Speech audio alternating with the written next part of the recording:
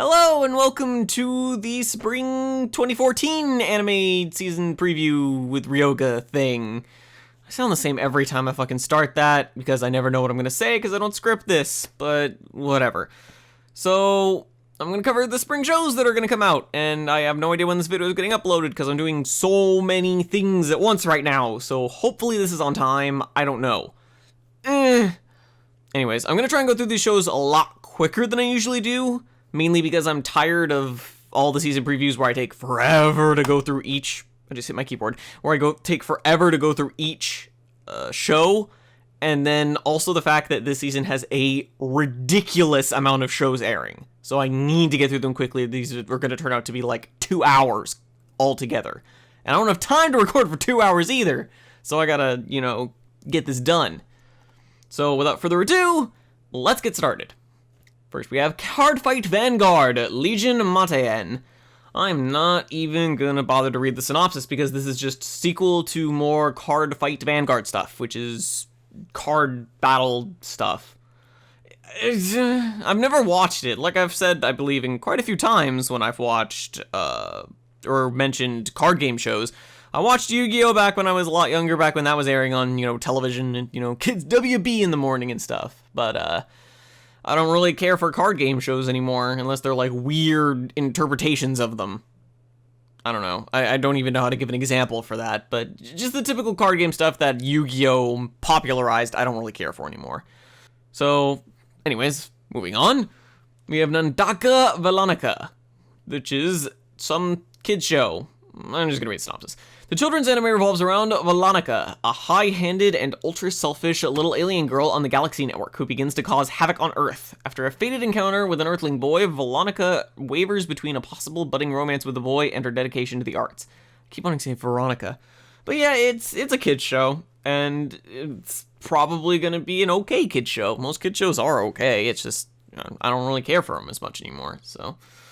It's another show I'll be passing on. Plus, it already started airing, and I've never heard of it, so there's probably, like, maybe one group translating it, if any, so hey. Moving on, we have Wasimo, or Wasimo, I don't know. The synopsis is, in the story, Hiyori's grandma passed away. For his daughter, who cried every day... Wait. Hiyori's grandma passed away. For his daughter? Whatever. For his daughter, who cried every day, Hiyori's papa built a grandmother model robot named Wasimo. This nostalgic kata sound Wasimo makes when it walks comes from the same false teeth that Hiyori's grandma had. Wasimo walks faster than a snail, but slower than an excited snail. Okay. Still, Wasimo can actually run faster than a speeding bullet train. The story follows the strange Wasimo as it meets all sorts of people and has all sorts of experiences. So this sounds like a kid's show that I could, actually kind of get behind. It seems funny, kind of amusing. It's the same damn thing. But I don't know, just like Nandaka Veronica, I didn't even know the show existed at all, and there's probably like one group translating it, if any. If I have time, I'll probably get around to it, but I still have shows from last season that I'm behind on that I need to finish, so I don't really have time to pick up something like this and, all that stuff, if anyone even is translating it. So, anyways, moving on, we have Kororo, or Keroro, or whatever. Original manga summary. The Hinata household is your typical everyday Japanese household. It consists of Aki, the mother who is a manga editor, Natsumi, the older sister that is perfect at school but bossy at home, Fuyuki, the little brother that is in the occult club at school, and Sergeant Karero, the frog-like alien that was sent here as part of an invasion force to take over Pokopen, which is Earth. As the sergeant's comrades appear, the only defense against the invasion of Earth are the Hinata household and other friends. This is an adaptation of a decently popular children's manga, I believe, or it's popular among kids, I believe.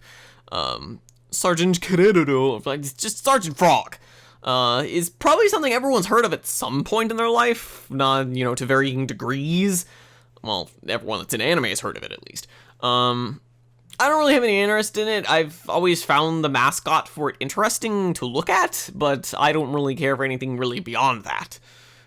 So it's just something I don't really care for. So, moving on. I'm trying to get through these quickly. We have Puchima's Petite Idolmaster, sequel to the Puchima series, so I don't have to see the synopsis. I didn't watch the first Puchimas that aired because I didn't watch Idolmaster, so it seemed kind of pointless. So this is a sequel I don't even have to bother with. But, you know, if you watched Idolmaster and you watched the first season of Fujima's, then you can watch this. And the promo art still scares the living shit out of me. God, I mean, I know anime characters have big eyes, but when their pupils are like the same size as those eyes, that's fucking nightmare fuel.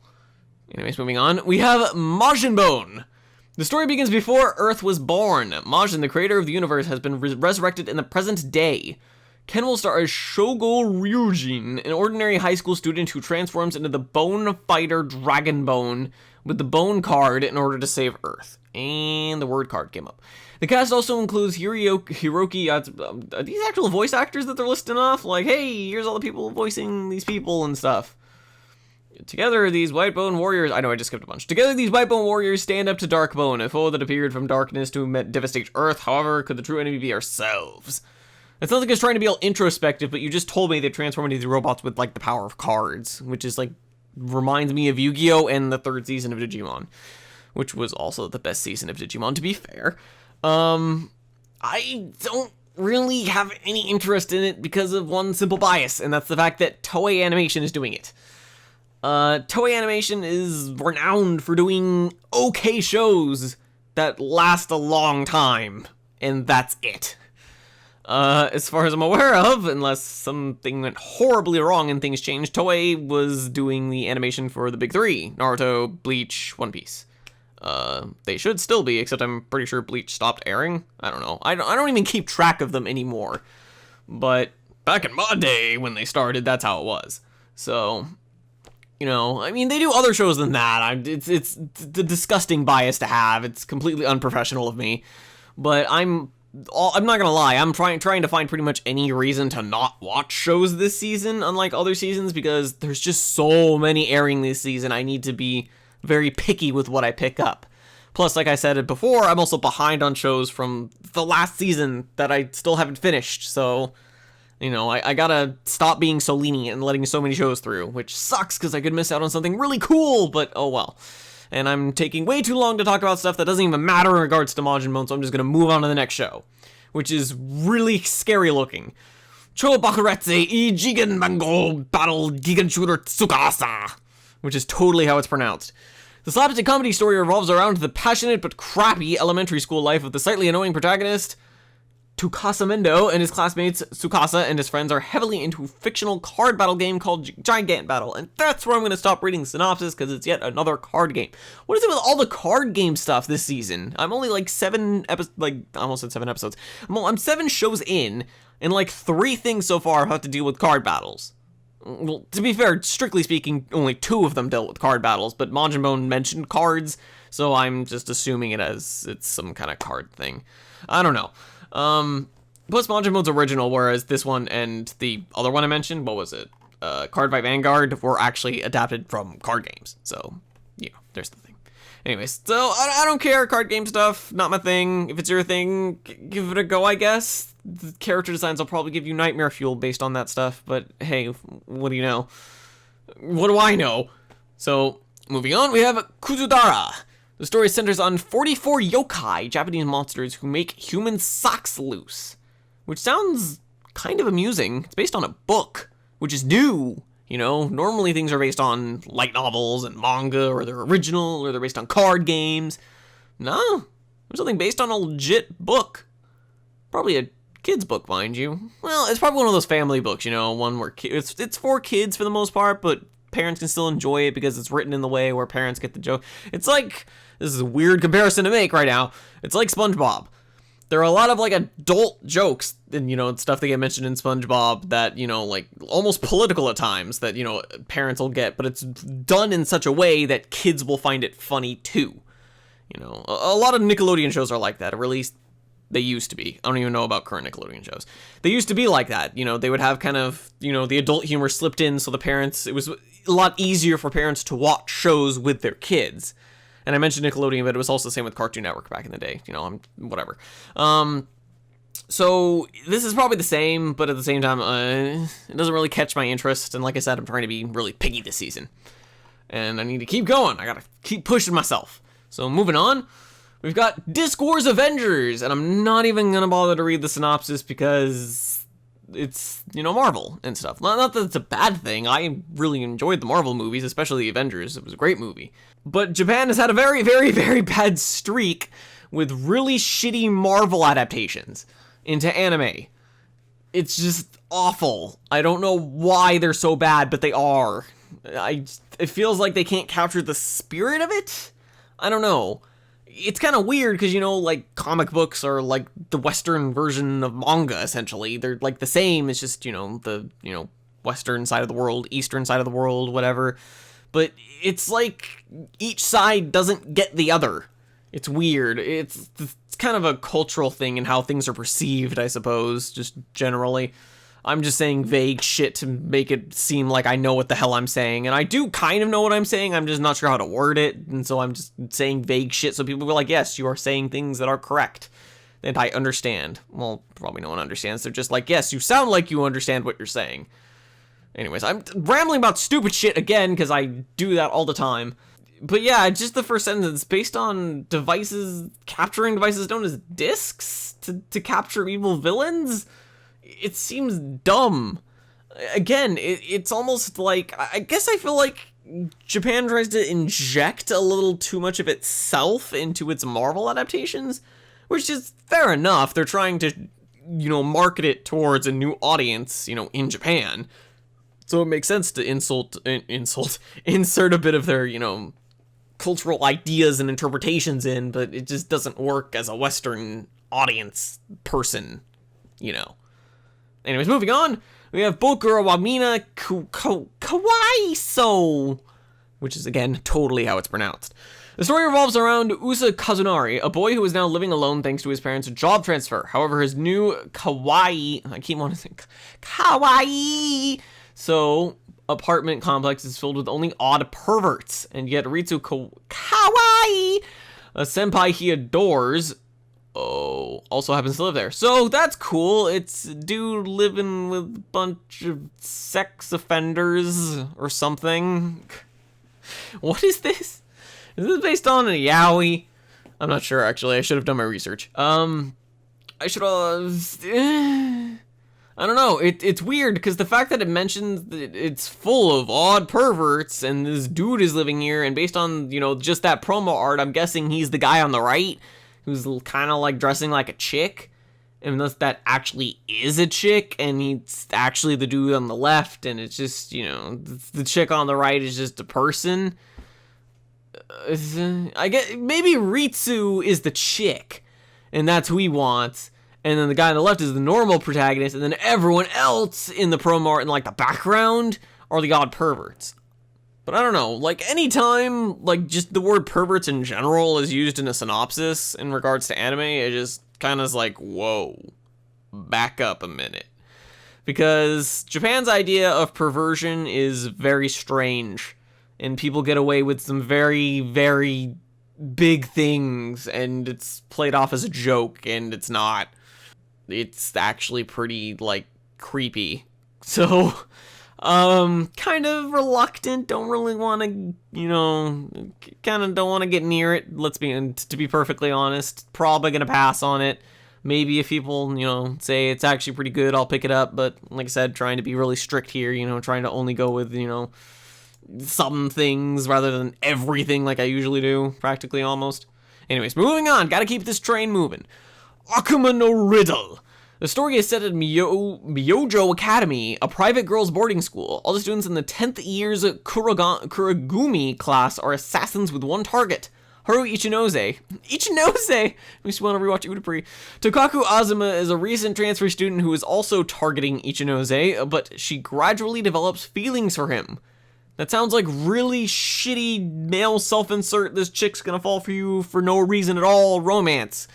But for all I know, maybe it's actually more deep than that. I don't know. It actually sounds kind of interesting.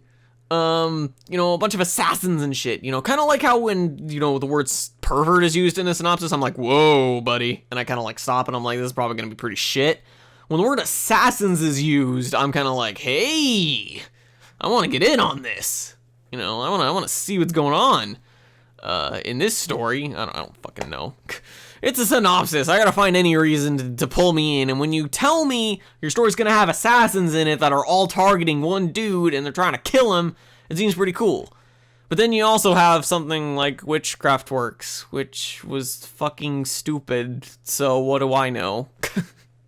I'll probably give it a shot. If it's shit, I'll drop it. I don't even know if I'll give it a 3-episode rule. I'll give it like 1 episode, and if it delves into stupidity even in just the first episode, I'll be done with it. Again, trying to be strict Riyoga this season. But moving on, I gotta keep this train going. I'm gonna keep saying that until everyone fucking hates me for saying it so much. Selector Infected Wixos. It's probably Wixoss, but I'm just gonna say Wixos. Wixos is a card game, god fucking damn it, that's popular with teenagers. Supposedly there exists Rulig cards, female character cards with wills of their own. Special girls can hear... I always like the phrase special girls. Special girls, if you catch my drift, can hear the voices of the Ruligs, and those who possess them are called selectors. These selectors have card battles in a dimension that other humans cannot access. It is said that whoever triumphs in these battles will have their wish granted. Ruko Kuminato is the latest girl to find a Rulig card. She names hers Tama, and without any further explanation is thrown into her life as a selector. So it seems like it's got a little more going on than your usual card battle show, but at the same time, it's still a card battle show. It's the thing that I mentioned a while ago I don't really care for, so you know, don't really care all that much. So I'm probably gonna pass on it, just like the other card battle ones, even though it seems like, you know, like I said, it's got a little more going for it, but hey. You know, like I said, if any of these shows that I'm passing up on turn out to be good, I can always pick them up later. I mean, that's what happened with Inari Konkon, so hey, you know, you never know. Plus, JC Staff are animating it, so it's probably not going to be your standard card battle game unless JC Staff felt like doing a card battle game for once. Show? I don't know. Moving on! We have Blade and Soul, an anime adaptation of NCSoft's Blade and Soul MMORPG, directed by Steins Gate Hamasaki. I'm not sure why the chart makers felt the need to include that in the synopsis, but sure. The game lets players make a character from 4 different races: the tall and strong Gon, the curious and wise Jin, the beautiful and graceful Kun, and the cute and spiritually tuned Lin. The player can then train their character to become an assassin, a blade master, a destroyer, a force master, a kung fu master, or a summoner.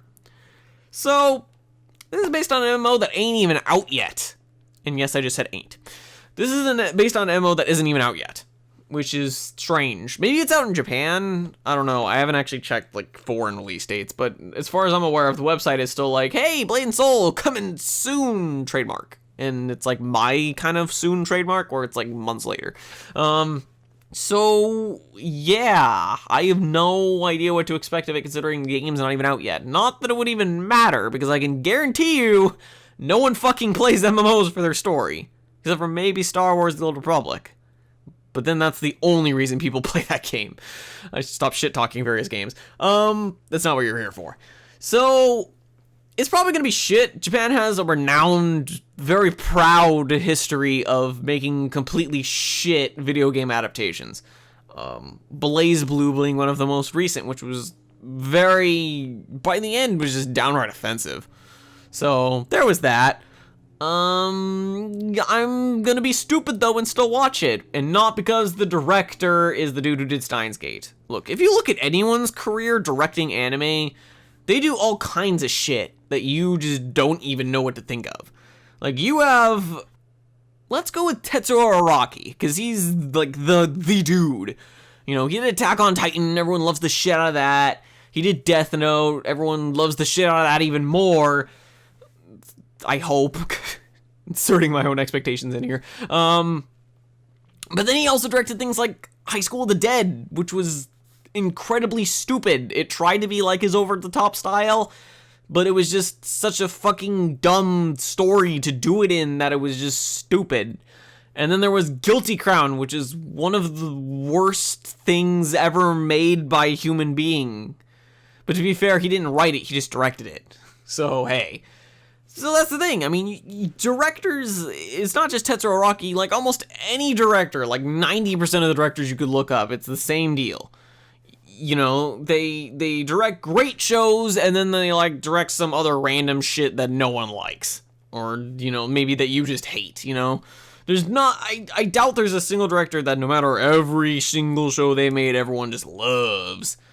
I feel like maybe the closest would be Watanabe with, you know, Cowboy Bebop and stuff. But then he also did Space Dandy this season, or this last season, and people are kind of mixed bag on that, so, hey, you know, that's a thing.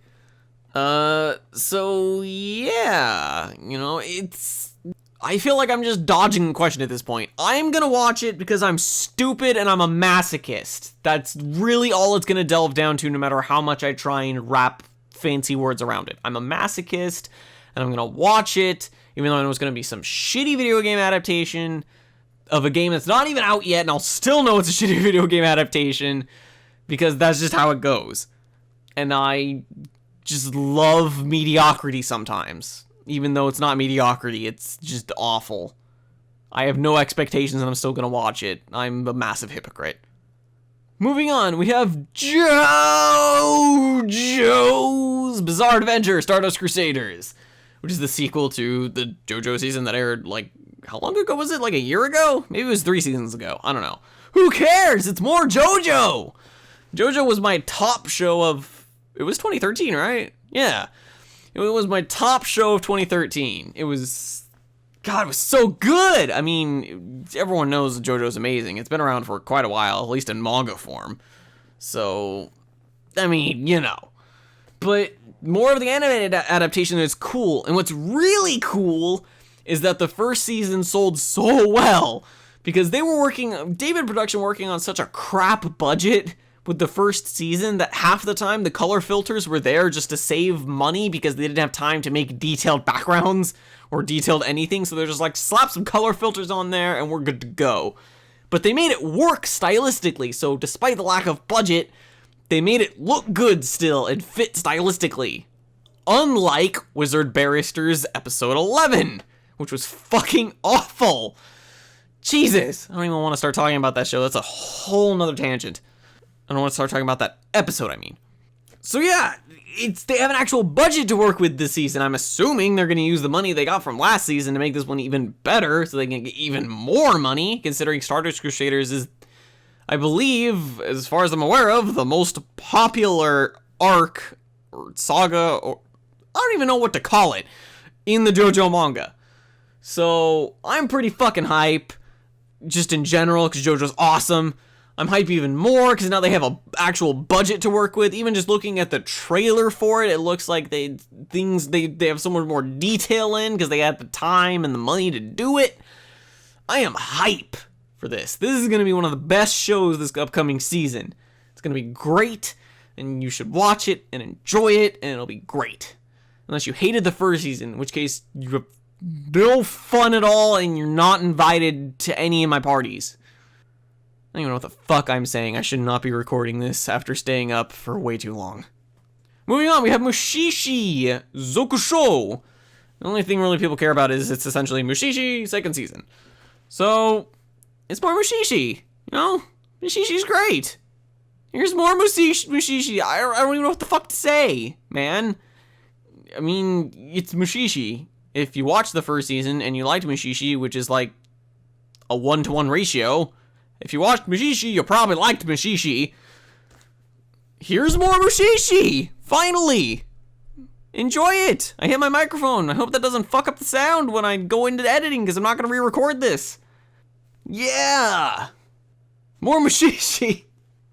In case you didn't hear me last time I said it, I have been awake for like 20 hours now, and I'm recording this because it was my brilliant plan. Don't ask me what that plan was. I don't even remember anymore. So that's why I probably seem more extravagant than usual.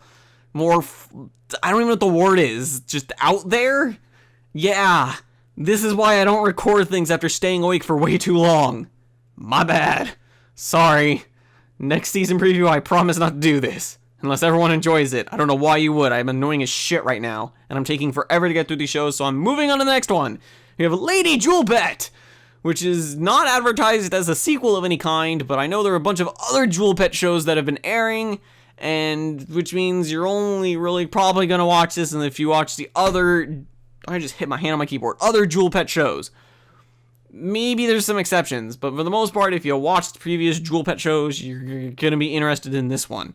So there you go.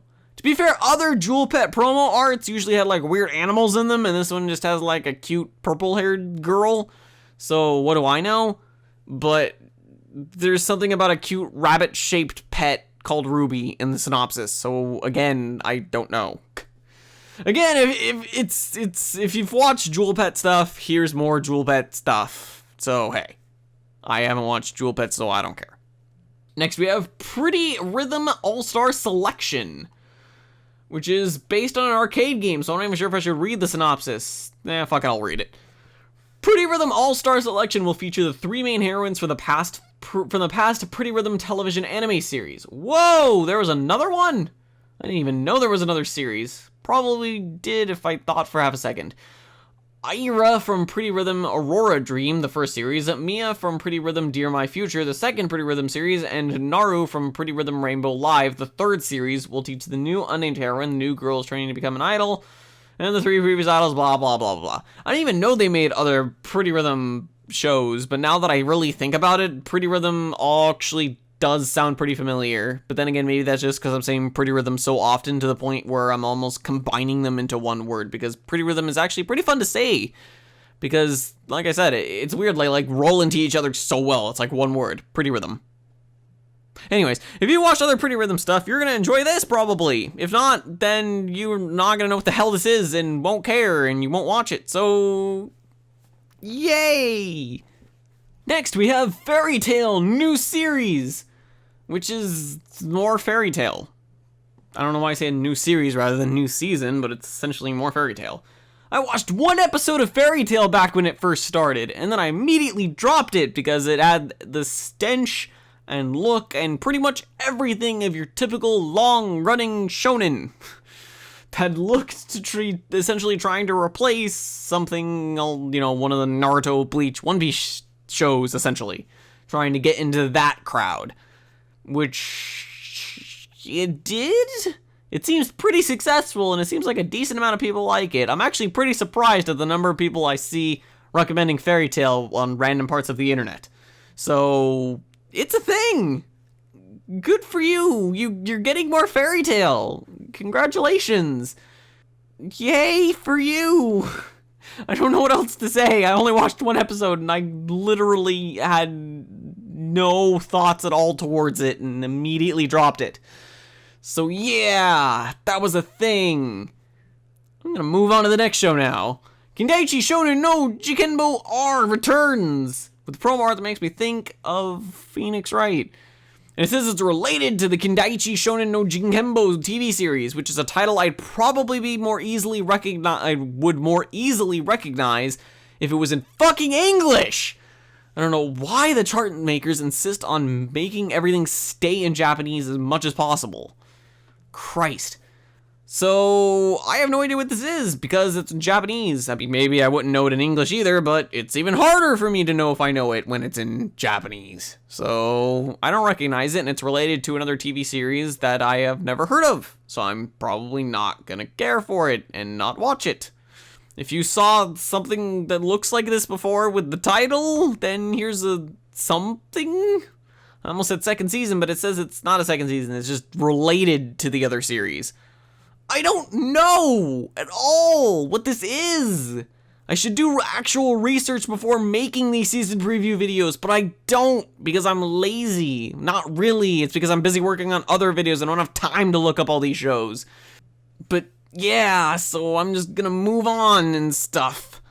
Next we have Kenzen Robo Dimadollar? Dimadala. Kenzen Robo Dimadala. That's how it's pronounced, definitely. The story centers around a high school boy named Koichi Mandabashi who has high aero... Really, Japan? Really? Particles. The power source to operate the robotic weapon Dimadala. I just like the name Dimadala. You can get Dimadala! With the help of Kyoko Sonen from the mysterious Prince Beauty Parlor organization, he stands up against the Penguin Empire that troubles humanity. This sounds like a show that gives literally no fucks and just does whatever the hell it wants, which I can respect. It's being done by an animation studio called TNK, which does not ring any bells, so they are either brand new or they've done so few shows, or just shows that no one cared about, that I don't recognize them. So that's a thing. It'd actually be pretty cool if this is their first show that they're working on, because it'd be a show that's weird as hell, which I can respect again, especially if, like I said, it's their first show they're doing. That's going out of your comfort zone right at the beginning. Sort of. It's a coin toss, essentially, because it's so random. I don't know what the hell I'm saying anymore. I'm just killing time for no reason, because I feel like I'm saying something important that's going to help someone, but it's literally just random stuff swirling in my head that no one gives a single shit about, that I just pretend people do, because I'm a narcissistic douchebag. So there's that. I may give it a go, depending on how many other shows I'm willing to pick up this season in my strict mode as I go through these. I don't know, I can guarantee there's like at least 5 shows I'm going to pick up, but I don't know how many more than that. I don't know, just because based off shows I know ahead of time that are going to air this season that I want to see. But depending on how many more shows I pick up, if I have room, I'll pick this up too, just to see how it is. Maybe I'll just watch the first episode. You know, that's probably what I'm going to do. You know what, I will. I'm going to watch the first episode of this just to see how it is. And just like the other show I said I would give a shot, the first episode, am I drunk now? First episode will make or break it. Depending just on tone and how it carries itself and such. Which is breaking my 3-episode rule, but I don't care. Because when I have literally nothing to go off of with a show that could be interesting or just completely stupid, I need just 1 episode to see what it's going for, tone-wise. Story-wise, that's a 3-episode thing, because things need to build up. But tone-wise, that shit starts in the first minute. Okay, maybe not the first minute, but by the end of the first episode, you should know what to expect from the rest of the series tone-wise. So, I'm gonna give the first episode a go. If I like it, I'll keep going. If not, down the gutter it goes. Moving on, because we gotta keep it this pace going, which actually isn't all that fast of a pace, but it kind of is, but not really. Again, saying random shit that I think makes sense in my head, but then I actually say it and I'm just saying stupid crap.